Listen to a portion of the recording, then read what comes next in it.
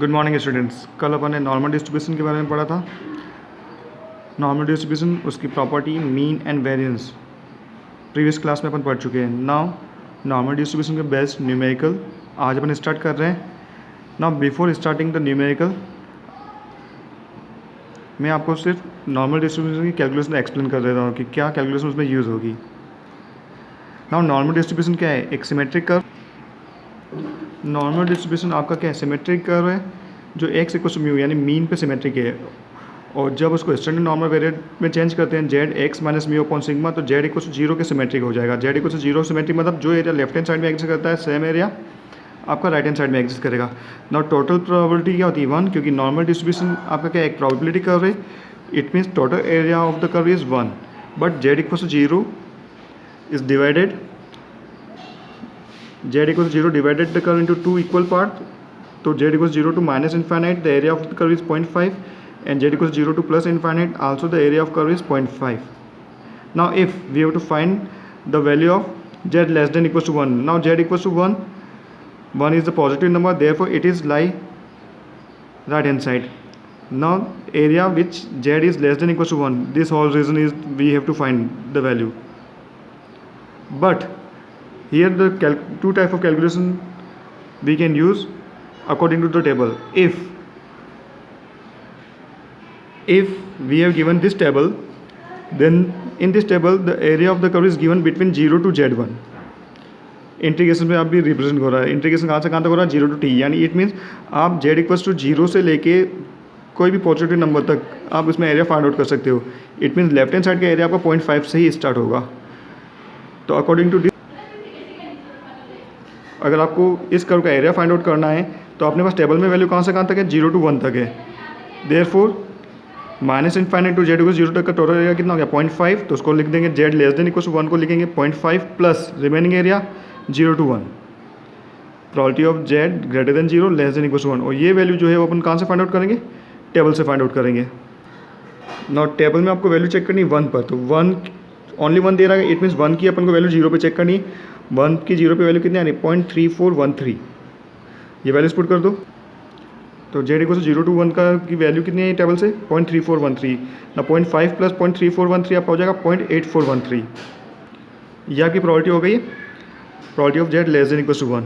Now if we have to find probability Z is less than equal to minus 1.36। Now minus 1.36 is lie left hand side from 0। तो minus 1.36 to minus infinite ये area आपको find out करना है। But table में हमेशा अपन को कौन सा वैल्यू गिवन होगी? पॉजिटिव वैल्यू गिवन होगी। It means we have to use the symmetric property of normal distribution. जो एरिया लेफ्ट में एग्जिस्ट करता है सेम एरिया कहाँ एग्जिस्ट करेगा? राइट में। It means minus infinite to minus 1.36 का जो एरिया है वो किसके इक्वल हो जाएगा? 1.36 टू प्लस इनफाइनाइट। तो probability of Z less than minus 1.36 is equals to probability of Z greater than 1.36। But table में जो एरिया दे रखा है वो अपन को 0 to 1.36 के बीच में ही दे रखा है। तो again we use the property. Left right hand side area कितना है? 0 to इनफाइनाइट 0.5। तो 0.5 में से ये वाला पार्ट अपन माइनस कर देंगे तो रिमेनिंग एरिया आ जाएगा। तो 0.5 माइनस 0 to z 1.36। ना 0.5 माइनस जेड की वैल्यू आपको चेक करनी है उस टेबल में 1.36 है। तो 1.3 अपन को वर्टिकल चेक करना है और 0.06 हॉरिजॉन्टल। ना 1.3 तो वर्टिकल चेक करना था और 0.06 हॉरिजॉन्टल। तो आपकी वैल्यू आ गई है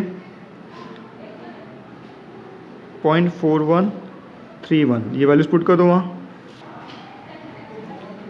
ठीक है, तो ये वैल्यू आपने पुट कर दी 0.5 माइनस 0.4131, ये आपके एरिया आ जाएगा। Probability of Z less than equal to minus 1.36। तो ये टू टाइप्स की कैलकुलेशन अपनी नॉर्मल डिस्ट्रीब्यूशन की न्यूमेरिकल्स में यूज़ होगी।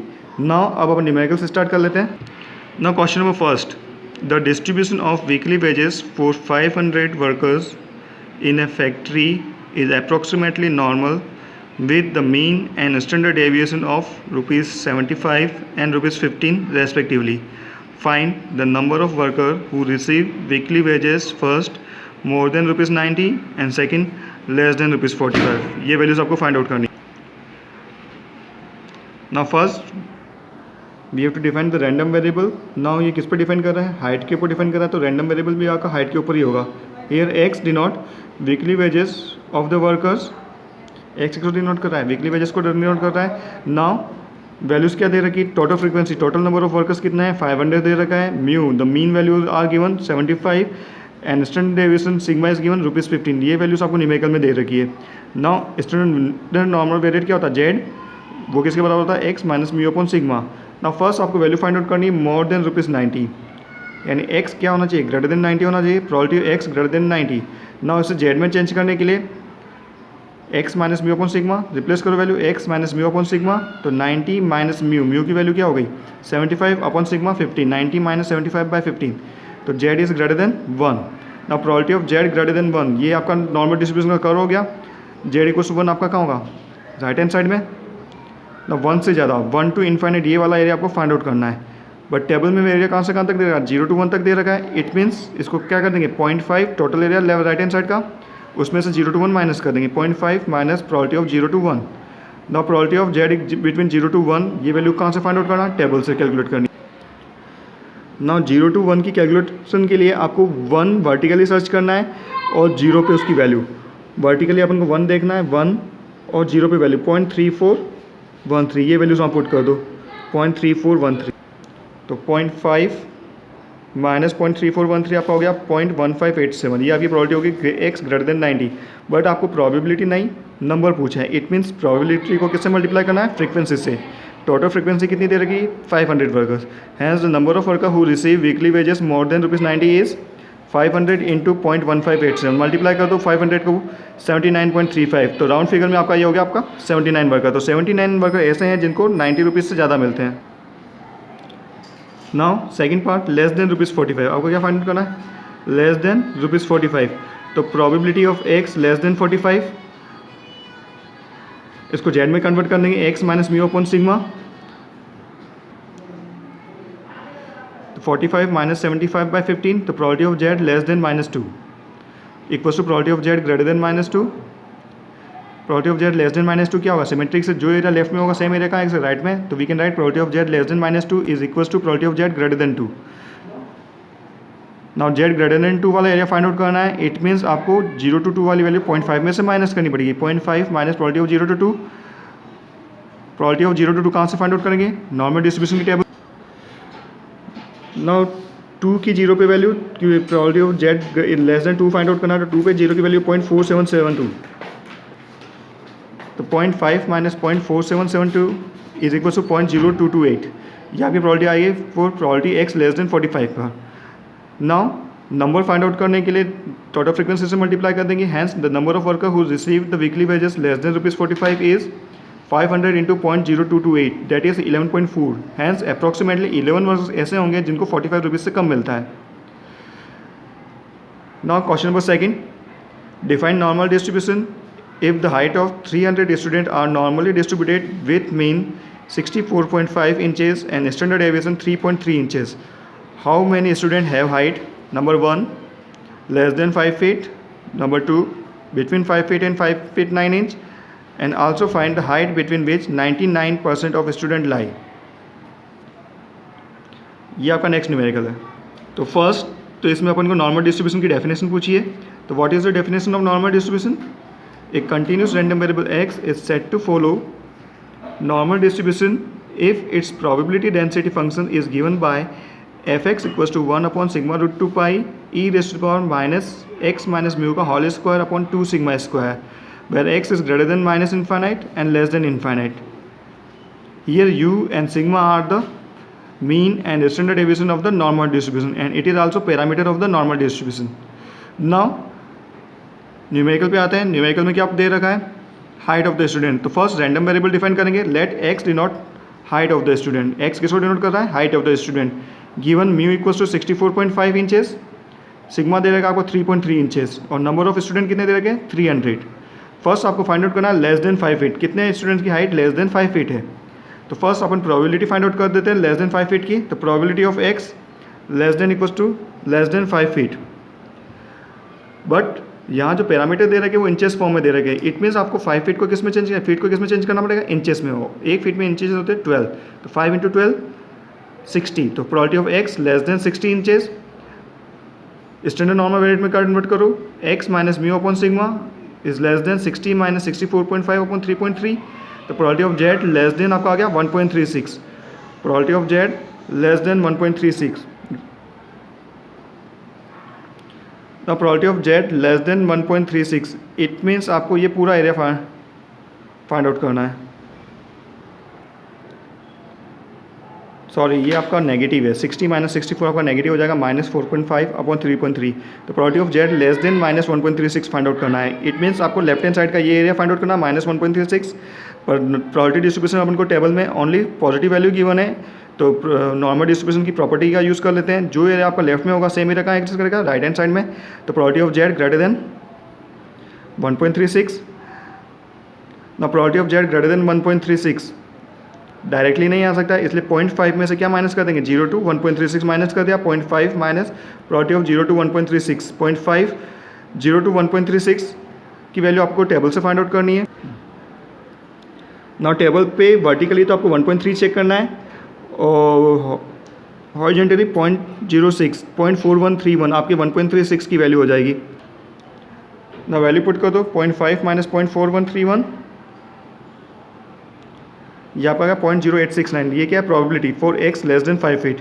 Now number of student having the height less than 5 feet के लिए आपको क्या करना पड़ेगा, फ्रीक्वेंसी से मल्टीप्लाई, तो 300 इंटू 0.0869 26.07, तो अप्रॉक्सीमेटली 26 स्टूडेंट ऐसे हैं जिनकी हाइट 5 फीट से कम है।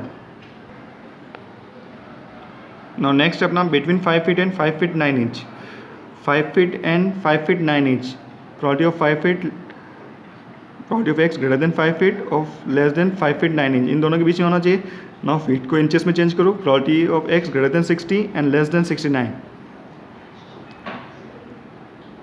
नाउ सॉल्व करने के लिए इसको स्टैंडर्ड नॉर्मल वेरिएट में चेंज करना है, जेड में चेंज करो, X minus mu upon sigma, तो probability of Z greater than -1.36 और +1.36 के बीच में हो जाएगा। ये एरिया आपको कैलकुलेट करना है, बट नॉर्मल डिस्ट्रीब्यूशन क्या सिमेट्रिक, जो एरिया लेफ्ट में एग्जिस्ट करता है सेम एरिया का होगा राइट में, तो इसको अपन डायरेक्टली लिख सकते हैं 2 times of probability 0 to 1.36। Now अभी अपन ने फाइंड आउट किया 1.36 की वैल्यू नॉर्मल डिस्ट्रीब्यूशन की टेबल से, वो क्या थी 0.4131, वैल्यूज पुट कर दो 2 इंटू 0.4131। नाउ ये प्रोबेबिलिटी थी, नंबर ऑफ फ्रीक्वेंसी यहाँ मैं लिखना भूल गया हूँ, नंबर ऑफ स्टूडेंट्स जिनकी हाइट 5 फीट और 5 फीट 9 इंच से ज़्यादा है, ठीक है। तो probability between 5 feet and 5 feet 9 inch कितनी है, 0.8262, तो नंबर ऑफ स्टूडेंट कितने हो जाएंगे, 300 से मल्टीप्लाई कर दो 0.8262 को, वो आपका आ रहा है 247.86, यानी अप्रोक्सीमेटली 248 स्टूडेंट ऐसे जिनकी हाइट 5 फीट और 5 फीट 9 इंच के बीच में रहेगी। नाउ थर्ड पूछा गया था, how many student of the height lie between 99%, how many, now we have to find height between which 99% of student lie, यानी आपको वो रेंज फाइंड आउट करनी है जिसमें 99% स्टूडेंट की हाइट लाई करती है। Let the height of the lie between x1 and x2, वो हाइट क्या मान लेते हैं अपन, x1 और x2 जिसमें 99% स्टूडेंट की हाइट लाई करती है, वो रेंज है आपकी x1 and x2। It means symmetric है, तो z इक्वल 0 से x1 और x2 इक्वी डिस्टेंस होंगे, x1 z इक्वल 0 के लेफ्ट हैंड साइड में होगा और x2 राइट हैंड साइड में। तो माया जब स्टैंडर्ड नॉर्मल वेरिएट में चेंज करेंगे x1 minus mu upon sigma, तो z जो होगा वो -z1 हो जाएगा क्योंकि नेगेटिव वैल्यू है, और x2 minus mu upon sigma आपकी पॉजिटिव वैल्यू हो जाएगा। क्लियर, दोनों की डिस्टेंस सेम है इसलिए z1 से ही रिप्रेजेंट किया है, क्योंकि z इक्वल 0 से ही कैलकुलेट कर रहे हैं अपन डिस्टेंस एरिया जो है, तो -z1 और ये आपका हो गया +z1। x1 minus mu upon sigma को -z1 से रिप्रेजेंट किया है, x2 minus mu upon sigma को +z1 से। ना values the probability of -z1 to +z1 कितना हो गया, 99% एरिया लाई करता है। नाउ दोनों इक्वी डिस्टेंस है तो we can write directly 2 times of probability 0 to z1 equals to 0.99। It means probability of 0 to z1 कितना हो गया 0.99 अपॉन 2 0.495। तो आपको z1 की वो वैल्यू फाइंड आउट करनी है जिसकी प्रोबेबिलिटी 0.495 है। तो आप यहाँ आपको वो वैल्यू चेक करनी है जो 0.495 के नियरेस्ट है, यानी आपको रिवर्स चीज़ देखनी है, यहाँ आपको प्रोबेबिलिटी से वैल्यूज़ फाइंड आउट करनी है। इससे पहले अपन ने वैल्यूज से प्रोबेबिलिटी निकाली थी 0.495, 497, 494, ये रहा 0.495, 4953, 0.4949 और 4951, इन दोनों में से नहीं, यही दोनों नियरेस्ट वैल्यू है, तो अपन 0.4949 यूज़ करते हैं। ये आपकी वैल्यू आ रही है 2.5 7। तो ये Z1 की वैल्यू आपकी है 0.4949 किसके लिए रेस्पेक्टिव आ रही है 2.57 इस वैल्यू को। तो आपका Z1 आ गया 2.57। Now minus Z1 equals to x1 minus mu upon sigma. Minus Z1 की वैल्यू 2.57, म्यू आपका था 64.5, सिग्मा था 3.3। तो x1 आ गया 64.5 माइनस 2.57 इंटू 3.3 56.09। फर्स्ट रेंज आई 56 इंच आ गई। Second Z1 equals to x2 minus mu upon sigma, values put कर दो 2.57, x2 माइनस 64.5 अपॉन 3.3। तो x2 इक्वल्स टू आपका आ गया, सिंप्लीफाई करोगे तो 72.983 यानी 73 इंचेस। तो between 56 to 73 inches 99% of student की हाइट क्या करेगी, लाई करेगी। यही आपके क्वेश्चन का आंसर था। Thank you. Next numerical upon next class में करेंगे।